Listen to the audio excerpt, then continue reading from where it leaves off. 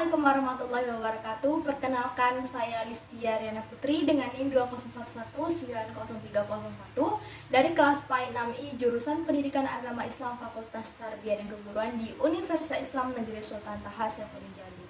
Baik, pada video kali ini saya akan sedikit memaparkan tentang rencana pelaksanaan pembelajaran yang sudah saya buat dengan materi SKI, dengan materi pokok adalah Sejarah Pertumbuhan Ilmu Pengetahuan pada Masa Umayyah dengan alokasi waktu 2 kali 45 menit di kelas 8 semester ganjil.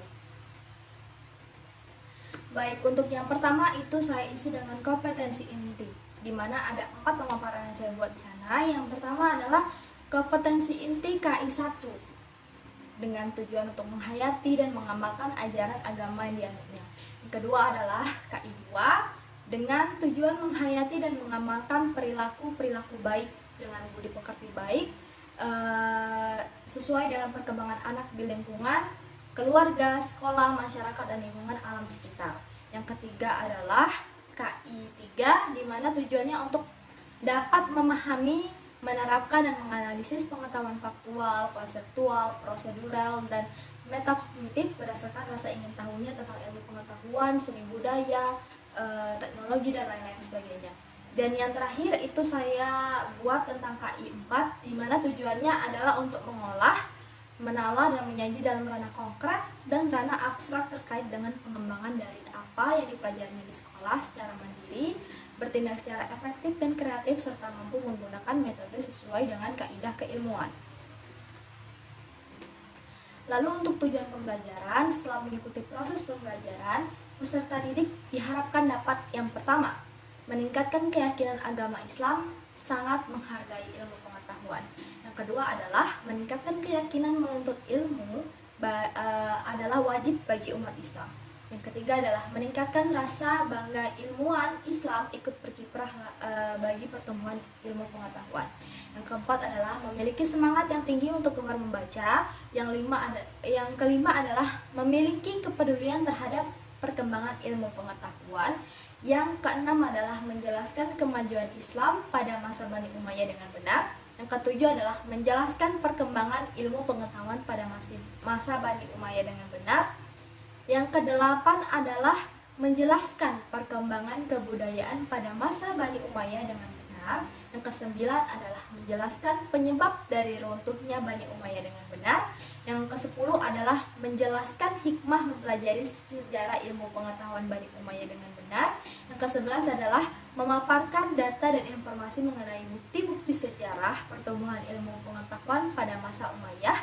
Dan yang ke-12 adalah mampu memaparkan karya dan kiprah tokoh-tokoh ilmuwan muslim pada masa Umayyah. Dan yang ketiga adalah metode dan modul pembelajaran. Untuk modul pembelajarannya ini saya menggunakan dua. Yang pertama adalah poster komen dan kedua adalah role playing. Nah, di mana tujuan kedua modul pembelajaran ini adalah untuk memberikan ingatan yang kuat terhadap materi pokok yang diberikan, serta dapat memahami lebih dalam apa materi yang disampaikan oleh guru kepada peserta didik tersebut. Dan yang untuk metodenya adalah saya menggunakan tanya jawab, diskusi, dan bermain peran atau kooperatif. Lanjut untuk media, alat, dan sumber pembelajaran. Untuk media pembelajaran itu menggunakan LKPD atau lembar kerja peserta didik, lalu menggunakan lembar penilaian dan PowerPoint. Untuk alat bahannya menggunakan spidol warna, papan tulis, laptop, dan infocus. Untuk sumber belajarnya itu dari buku Siswa Pendidikan Agama Islam kelas 8 Kemendikbud tahun 2017. Untuk langkah-langkah pembelajarannya ini saya bagi menjadi 3 waktu, di mana yang pertama adalah orientasi, itu sekitar 15 menit. Langsung kegiatan inti saya bagi menjadi 90 menit. Dan untuk penutupnya saya beri waktu 15 menit juga. Lalu untuk penilaian, yang pertama ada penilaian sikap. Penilaian sikap itu dengan beberapa aspek yang dinilai. Yang pertama adalah kebersihan pakaian, yang kedua adalah kerapian pakaian, yang ketiga adalah kesesuaian berpakaian dengan syar'i, sampai hasil atau skor yang dicapai, dan skor maksimum itu 15. Dengan pemaparannya seperti ini. Ya, jika skornya mencapai 5 itu artinya sangat baik. Jika 4 itu artinya baik, jika 3 itu artinya cukup, jika 2 artinya kurang, dan jika 1 artinya sangat kurang. Nah, dengan kriteria penilaian yang dilakukan sebagai berikut. Jika seorang pendidik memperoleh sekitar 13-15, maka itu ditetapkan dengan baik. Jika seorang peserta didik memperoleh skor sekitar 10-12, maka itu ditetapkan dengan baik. Nah, jika seorang peserta didik memperoleh skor 8-9, maka ditetapkan cukup. Jika seorang peserta didik memperoleh skor sekitar 6-7, maka itu kurang. Jika seorang peserta didik memperoleh skor 1-5 itu, maka skor yang diberikan adalah kurang. Lalu untuk penilaian diskusi tadi, ada beberapa contoh aspek dan rubrik penilaiannya. Yang pertama adalah kejelasan dan kedalaman informasi. Untuk yang pertama adalah jika kelompok tersebut dapat memberikan kejelasan dan kedalaman informasi lengkap dengan sempurna, itu maka skor yang akan diberikan adalah 100. Kedua, jika kelompok tersebut dapat memberikan penjelasan data dan kedalaman informasi lengkap namun kurang sempurna, itu maka akan diberikan skor 75 saja. Ketiga adalah jika kelompok tersebut dapat memberikan penjelasan dan kedalaman informasi kurang lengkap, itu maka akan diberikan skor 50. Yang terakhir, jika kelompok tersebut tidak dapat memberikan penjelasan dan kedalaman informasi secara kurang dan tidak jelas, maka akan diberikan skor 25 saja. Kemudian keaktifan dalam diskusi juga menjadi penilaian penting dalam sebuah pembelajaran dengan beberapa hal yang perlu diperhatikan. Yang pertama adalah jika kelompok tersebut berperan aktif dalam diskusi, maka akan diberikan skor 100.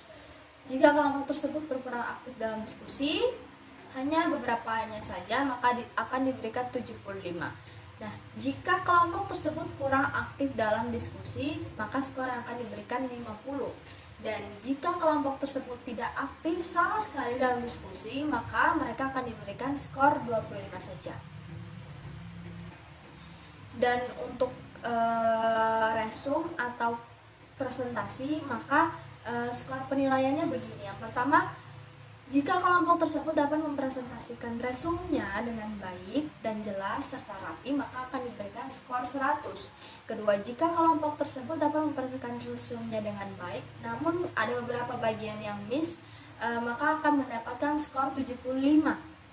Jika kelompok tersebut dapat mempresentasikan resumnya dengan kurang jelas dan kurang rapi, maka akan diberikan skor 50.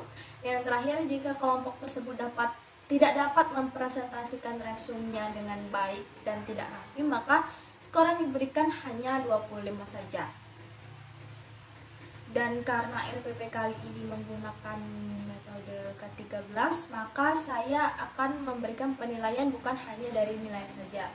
Di sini ada 4 penilaian yang saya nilai. Yang pertama adalah sikap spiritual, yang kedua adalah sikap sosial, yang ketiga tentu dari pengetahuan, dan yang keempat dari keterampilan. Untuk sikap spiritual, saya menggunakan 3 teknik. Yang pertama adalah observasi, penilaian diri, dan penilaian antar teman. Untuk sikap sosial, saya menggunakan sama juga 3 teknik. Yang pertama adalah observasi, penilaian diri, dan penilaian antar teman. Untuk pengetahuan, saya menggunakan 4 teknik, di mana di sana ada lisan, penugasan, tertulis, dan portofolio. Yang keempat adalah keterampilan dengan 2 teknik yang saya gunakan. Yang pertama adalah produk dan portofolio. Dengan begitu, semua nilai tadi akhirnya dibagi dengan nilai akhir.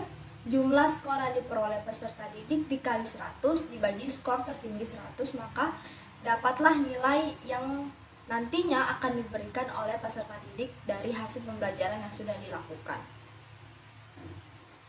Demikian sedikit presentasi tentang pemaparan saya di rencana pelaksanaan pembelajaran dengan materi SKI oleh materi pokok sejarah pertumbuhan ilmu pengetahuan pada masa Bani Umayyah pada kali ini.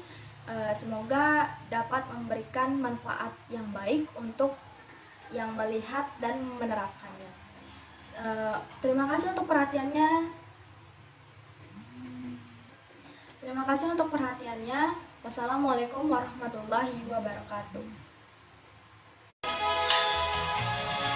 What a wonderful world.